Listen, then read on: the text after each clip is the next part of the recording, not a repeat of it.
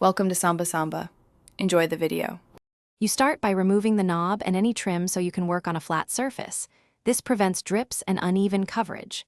Clean off oils and grime with a degreaser so paint adheres. Make sure it dries thoroughly. Lightly sand with 220 grit to scuff the surface. This creates a tooth for primer. Once done, tape off threads and mechanisms and set small parts on a protected tray. You're now ready to move from prep into priming for lasting adhesion. Next, apply a compatible primer because it bonds to bare metal or plastic and prevents flaking. You'll get better durability.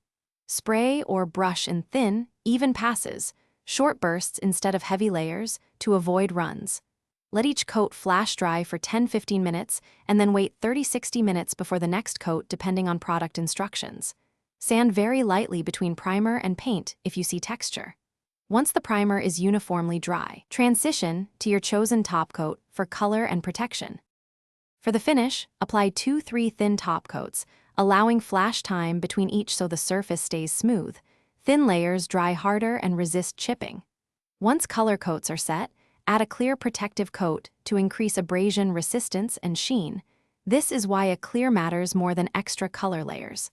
Let the knob cure for 24-72 hours per product directions before heavy use.